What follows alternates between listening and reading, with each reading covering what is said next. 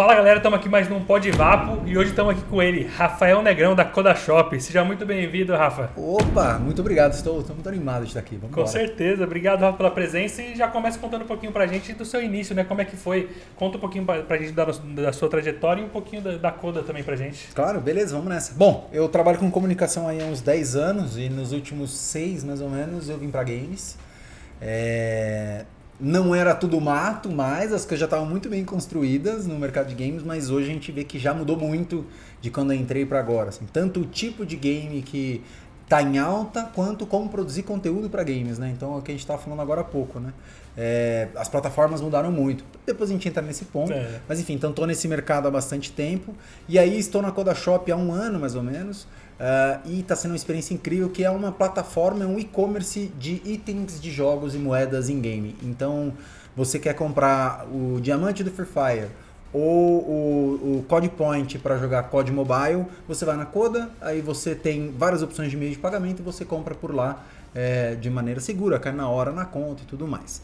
Então, o nosso negócio é esse, é facilitar para o usuário que quer ter acesso a uma skin, alguma coisa dentro do jogo, um passe de batalha. Certas coisas que às vezes também, desculpa te interromper. Não, claro. Certas coisas que tem uma certa dificuldade de se achar, uma certa raridade, né? Exatamente, assim, e aí você tem muitos usuários no mercado como o Brasil que não tem cartão de crédito, não sabem direito como fazer essa compra, mas todo mundo tem Pix. E um meio seguro também que você vai fazer. E aí esse era outro ponto que ia entrar. E aí você vai pesquisar na internet, fazer recarga de Free Fire.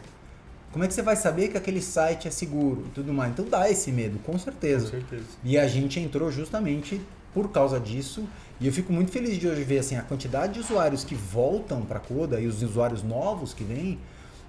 A gente conseguiu se estabelecer como essa plataforma segura. E é um trabalho que eu acho que é muito feito por comunidades. Quando a gente fala de games, eu gosto muito de pensar nisso. Assim, não dá para eu falar com o gamer.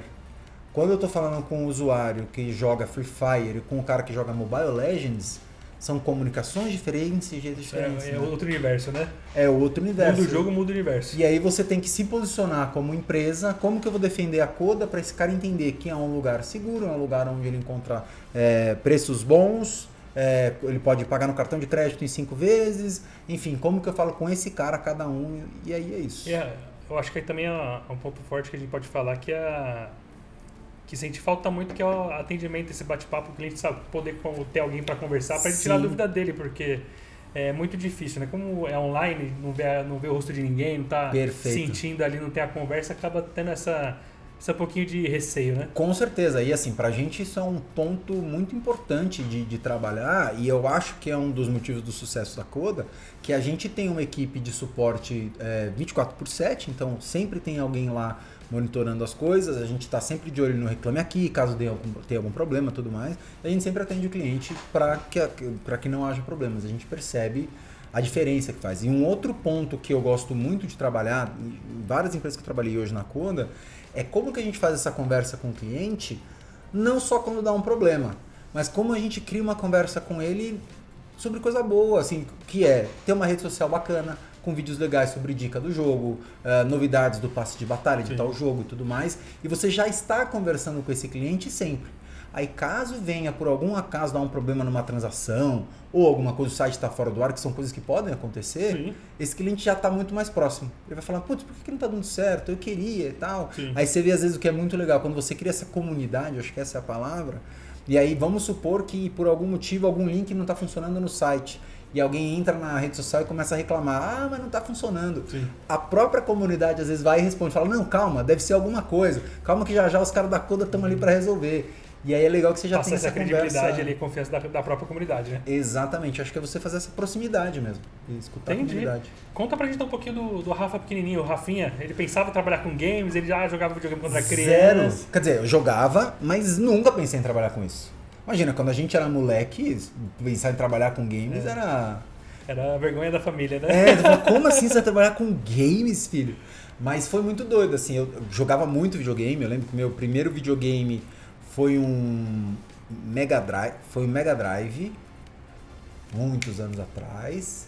Eu jogava no Master System também. Enfim, mas lá longos tempos atrás, quando eu tinha cabelo, bons tempos. E aí eu passei a adolescência também jogando, mas eu não tinha muito dinheiro. Então, tipo, eu tive o PlayStation 1 até acho que 2013, 14. E eu adorava jogar o GTA, já aquele tinha GTA. PlayStation 4, né? Exatamente, já tava no 4. Mentira, verdade. Eu comprei em 2012 o Xbox 360, depois de um tempão. E eu ainda voltava muito pro PlayStation 1, porque eu adorava o GTA 1. O primeiro GTA lá com a visão de cima, adorava. E aí comecei a jogar o Xbox 360 e tal. E aí, nesse Xbox, eu comecei a entrar... Eu trabalhava em agência, em outra coisa de publicidade, e comecei a ser chamado para algumas coisas de games, por acaso. Porque um amigo meu trabalhava numa empresa. Um outro amigo meu trabalhava numa empresa. Vem aqui. Eu comecei, por exemplo, com a Ubisoft. Faz aqui um trabalho de apresentador. Aí eu fui e fiz. Bacana. Mas saí. Continuei trabalhando em agência. Aí depois de um tempo, outro amigo meu da indústria de games falou, a gente quer alguém que cuide de comunidades e tal. Vem pra cá. Aí eu fui, isso em 2016, e aí não saí mais, né? Aí fiquei, enfim, construindo parte de comunidade, como que a gente faz criação de conteúdo, tudo mais. E aí me apaixonei, né? Eu já gostava de game como jogador. E hoje eu adoro o mercado. As pessoas se conhecem, é muito legal, eu vejo... pra mim, acho que uma das coisas mais legais é conhecer o mercado. As pessoas. Pessoal é bem unido, né? Muito. Então eu vejo um amigo meu que hoje está numa empresa, depois é promovido e vai para outra empresa. Tal, é muito legal porque aí todo mundo comenta, por exemplo, no post do LinkedIn, aí você vê todo mundo que é amigo do mercado falando, caraca, que sorte dessa empresa, esse cara é muito bom. Isso me dá um orgulho de fazer parte, sabe, dessa galera bacana, uma galera muito boa. Com certeza. Conta um pouquinho pra gente aí, sua trajetória um pouquinho antes da Coda. A gente comentou aqui um pouquinho off que você passou pela Warner, conta um pouquinho pra gente como é que foi. Bom, em games foi isso, eu tava em outra agência, trabalhei em outra coisa, com varejo, atendimento, e eu sou palhaço em hospital, e ator, e gosto de fazer essas coisas, de me aparecer. E aí um amigo meu que trabalhava na Warner nessa época, ele falou, a gente quer alguém que tenha jogo de cintura tal, para apresentar o nosso canal e fazer a gestão de conteúdo aqui. Eu falei, vambora, agora. Agora, né? Fui agora. Aí eu lembro que eu pedi demissão da empresa que eu tava para ir trabalhar com games. E aí naquela época os diretores ficaram assim, mas você vai largar para trabalhar com games? Bom, pode ser, vamos lá. E aí fiquei lá um tempão. De lá acabei entrando nesse mercado de tecnologia, fintech e tudo mais. Trabalhei na Nimo até um tempo atrás, né, que era uma plataforma de streaming. Ficamos lá, fiquei quase 2 anos lá e saí de lá e vim para a Coda no começo do ano. E é muito legal ver assim, eu trabalhei com áreas diferentes dentro dos games, né? Primeiro era uma parte de produção de conteúdo, redes sociais, apresentação, eventos. Aí depois entrei mais na parte estratégica de marketing, na Nimo, fazendo uma ponte com o time, por exemplo, que fazia a contratação, como que a gente melhora as nossas mídias, como que a gente faz um PR melhor e tudo mais. E hoje estou nisso na Coda, olhando o marketing como um todo. Aí foi onde eu me encontrei mais ainda, nessa parte estratégica de games. Porque é aquilo que a gente está falando antes, né? Trabalhar com games é o quê? Putz, é muita coisa. O que você vê, né? O que você considera? Porque para cada um é uma coisa. É fazer stream, é competir, Dá pra ficar 40 minutos aqui falando só disso? Porque é isso, é muita coisa. O cara pode ser streamer, ele pode ser desenvolvedor de jogos, tem gente que trabalha com localização de jogos. Pode ser atleta. Pode ser atleta, pode ser treinador. E aí tem a parte, por exemplo, de publishing, que é de onde eu venho mais, que é a galera que trabalha na parte do marketing do jogo. A publicação do jogo. Quando eu comecei, falava-se muito do jogo físico ainda, né? O forte era o físico. Então, como que ia fazer a parte de distribuição para as lojas varejistas que iam vender, para as lojas americanas. Era uma loucura para quem ia receber primeiro, né? Cara, você lembra disso, menino? Como é que era? O day one do jogo, aí às vezes comprava por um varejista que demorava para entregar, e a galera... Era a guerra. E o que eu vejo muito legal, eu fui migrando para o mobile, mudou essa lógica. Primeiro porque se tem uma atualização, vai para todo mundo. E até o tempo de vida de cada jogo mudou. Porque antes era o lançamento. Eu lembro quando a gente trabalhava a estratégia de lançamento, era, vamos fazer todo o buzz que a gente consegue fazer pro lançamento do jogo. Lançou, fala dele mais um tempo, taranã, depois vai ter um outro lançamento. E aí você vai pro próximo e tal, aí você volta um pouco em algum jogo porque teve alguma atualização e tal. Hoje, quando a gente olha pro Free Fire, pro COD Mobile e tal, para jogos de maneira geral, pro mobile... É que a gente chama de live service, né? Live service, é isso. Vai tendo sempre atualização e aí, um negócio novo e tal, a galera fica esperando isso. Então, mudou, né? Claro que ainda tem o mercado de console e tudo mais, mas esse mercado mobile, que é para onde eu olho muito mais, é outra lógica. E mudou muito também na questão dessa distribuição, né? Porque hoje todo mundo tem o jogo no dia 1, né? Então, Exatamente. Só se você fizer muita questão de ter o físico, hoje você pode chegar lá e baixar, né? E pode baixar. Qualquer jogo no dia 1 e é disponível para todo mundo. Exatamente. E é muito doido, assim, como eu percebo, de novo, a questão de comunidade de jogos. Muita gente que joga não tem ou não tem acesso ou nunca teve muito interesse em ter, por exemplo, um console ou um PC que rode o novo God of War, por exemplo. Sim. Não, PS5. Mas joga muito Candy Crush no celular. E joga, e gosta, e consome mesmo dentro do jogo. Candy Crush é um fenômeno. É um fenômeno. Assim, Candy Crush, Free Fire, vários. Assim, a galera joga muito. Ali pra comunidade, o pessoal não olha com certos olhos e tal. Pô, mas você joga Candy Crush. Exatamente. Mas é gamer também. Lógico. É gamer. A galera, e conhece gente que gasta no jogo. Porque, querendo ou não, é uma releitura do Tetris, né? Exatamente. É uma releitura do Tetris. Então... É só porque o jogo é coloridinho e tal. E aí entra várias questões que eu acho que a gente já passou um pouco desse ponto, já dessa conversa, tipo, o que é o gamer, o que não é. Pra mim, acho que essa questão tá resolvida, que assim, joga, gosta, é gamer, cara. Acabou, vambora. E é muito doido, assim. Aí você vê, por exemplo, lembra que eu ia falar, a curva de vida de um jogo é diferente, né? Muito. Que aí hoje o jogo ele dura 5 anos, 6 anos, vai. Mesmo um jogo tendo atualizações e tal, patches e tal.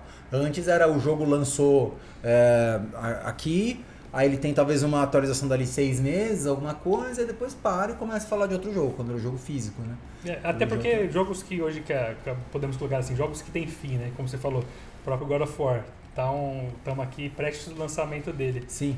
Tá um hype enorme. Passou 1 mês e meio, 2 meses, passou ali a época, o pessoal já quer o outro.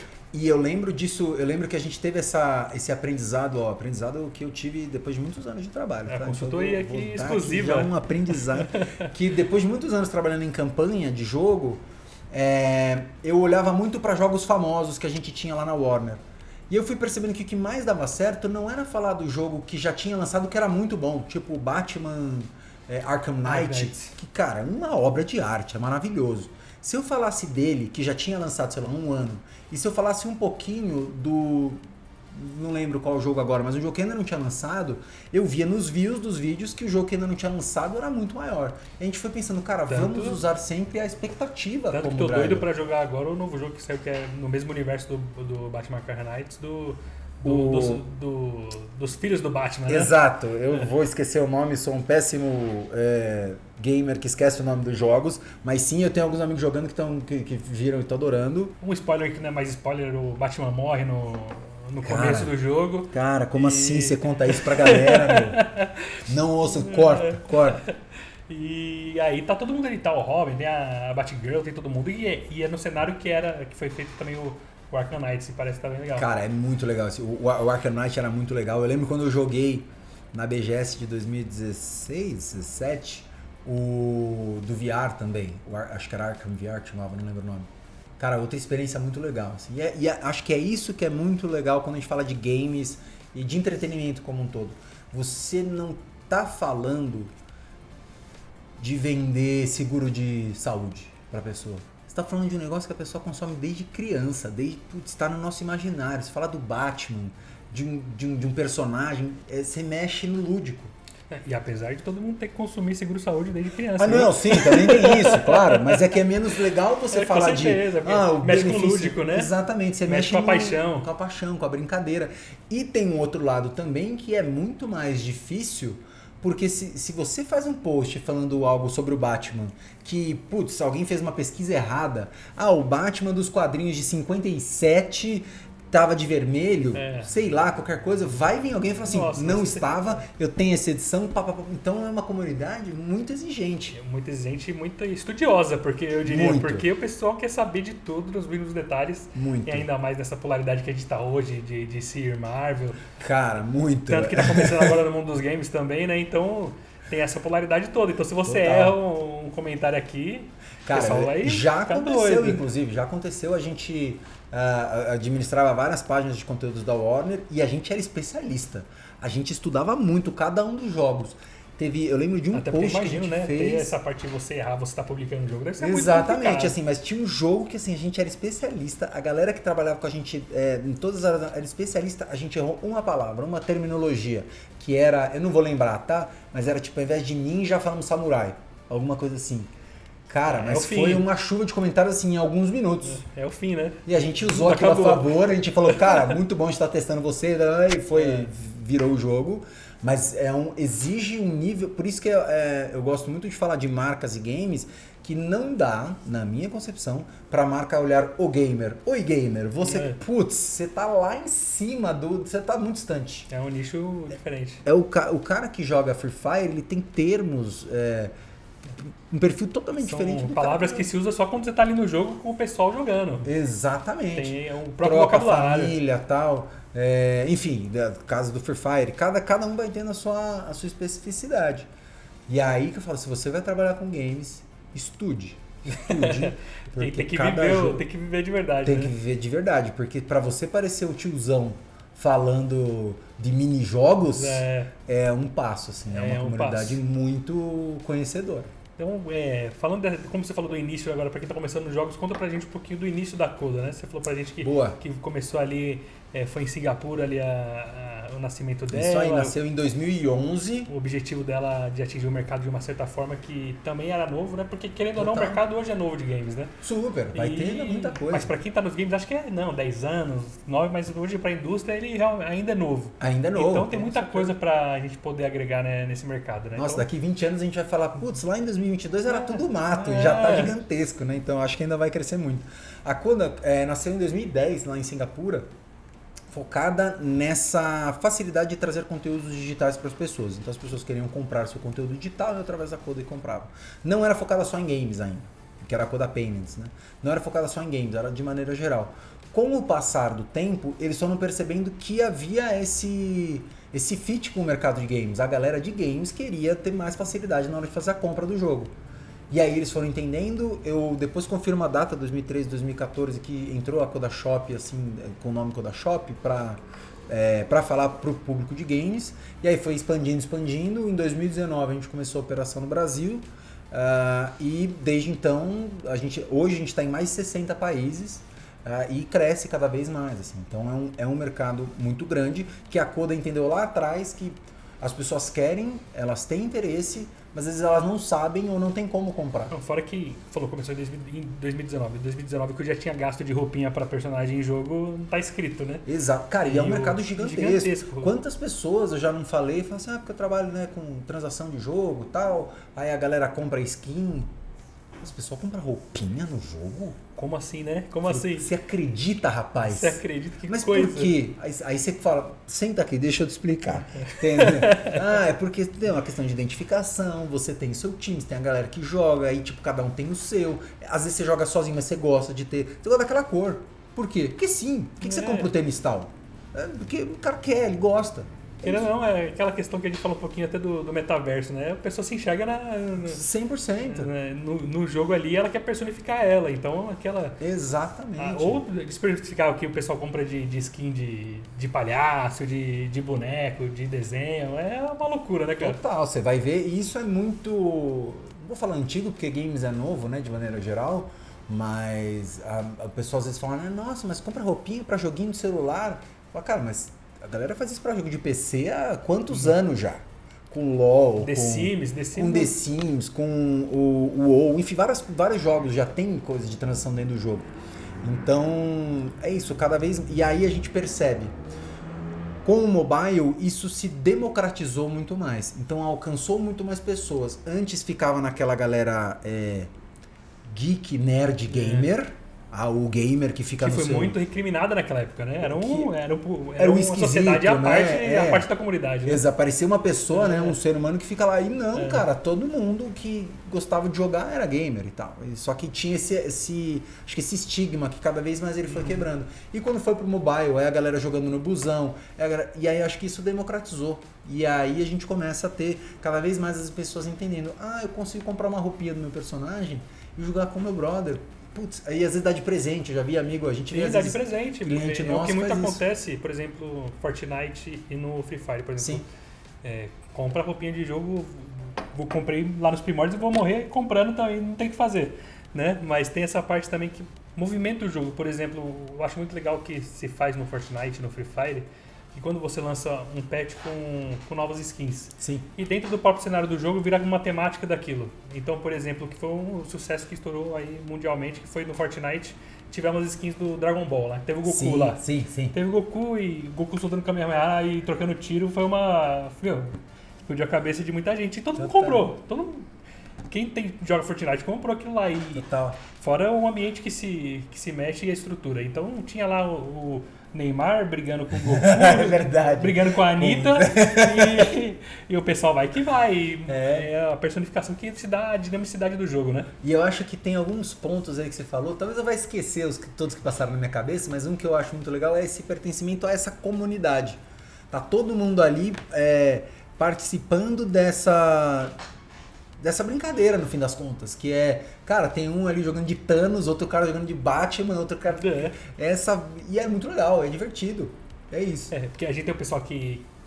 Você vai estar onde você quer, você tá querendo estar ambiente misturadão com todo mundo ali, ou você vai estar querendo um jogo recluso que é mais voltado para essa parte, já tem todos os públicos, né? Beleza, eu acho que tem isso, uma das coisas que eu gosto de falar é que tem muito jeito de brincar, né? Muito jeito de jogar. Com certeza. Tem quantos tipos de jogo? A gente tá falando aqui quase que só de jogo de tiro, né?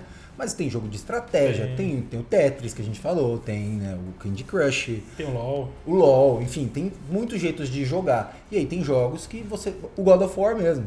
Eu vou jogar God of War sozinho, né? No meu cantinho. Ou você vai lá e compra a roupinha do God of War no outro jogo, né? Ou você fala, não, mas eu gosto do Kratos, eu quero jogar com o Kratos, mas com a galera. Você vai e joga. Uma opção. Eu acho muito legal. E aí você, de novo, você fala com o cara que é fã, né? A gente fala de God of War, cara, você lembra do God of War lá de... Putz, eu lembro que eu jogava na casa de um amigo meu no PS2, será que era? Acho que era PS2, na época não tinha. Começou no PS2. Aí eu joguei o jogo e falei, cara... Quando eu cheguei no God of War foi uma loucura, né? Então, e até hoje eu lembro desse dia onde eu tava sentado na cadeira na frente do quarto dele, jogando aquele jogo daquele careca branquelo, esquisito. E eu falei, mano, o que tá acontecendo nesse jogo? Ele joga. Aí eu joguei tipo 20 minutos e falei, cara, isso é fascinante. Mas eu vou te falar uma coisa, eu joguei a primeira vez quando eu tinha 8, 9 anos, se eu não me engano, por aí, 10 anos. E foi jogar a primeira vez, né? Começa e logo na primeira parte do jogo ali tem as hidras. Sim. Você vai lá, você vê as hidras, você ficava doido. Você fala, meu, o que tá acontecendo? Tem 3 cobrões gigantes aqui, meu. Lá, você mata as hidras. Milhões de horas você vai matar as hidras. Matou a hidra, você não sabe onde ir. Eu lembro que eu parei um tempo de jogar porque eu não conseguia passar. Fazer. Aí tinha que comprar revista, e aí você descobre que tem que entrar na boca da hidra. Você já denunciou na cidade, né? Tem que comprar revista. Revista era um negócio que o pessoal tinha antes que você folhava. Era uma coisa muito arcaica. Mas eu lembro, eu tive isso quando eu migrei do PS1 pro Xbox 360, que foi uma grande... Eu falava que os jogos evoluíram tanto e era eu que precisava evoluir, porque tinha muito mais... Era esse controle, inclusive, aqui, né? Se eu não me engano. E aí já era muito mais difícil de entender. Aí claro, acho que é uma curva de aprendizagem de, sei lá, uma semana você pega. Mas tinha alguns jogos que tinham essa liberdade muito grande que eu falava, meu, o que eu vou fazer? Eu lembro que teve um jogo... Hoje, uma semana, o pessoal para de jogar o jogo. Viu? Para de jogar, às vezes menos. Eu lembro que teve um jogo... Absolutamente pessoal esse relato. Teve um jogo que eu joguei uma vez, eu não entendi o jogo. Aí eu parei de jogar, eu tava já na Warner, tava lá, joguei ele 15 minutos, não entendi o jogo, falei, muito difícil esse jogo, que era o Sombras de Mordor. Não entendi esse jogo, parei. Depois de um tempo, ia lançar o Sombras da Guerra, que era a continuação. Falei, não, deixa eu jogar de novo Sombras de Mordor. Virou um dos meus jogos favoritos.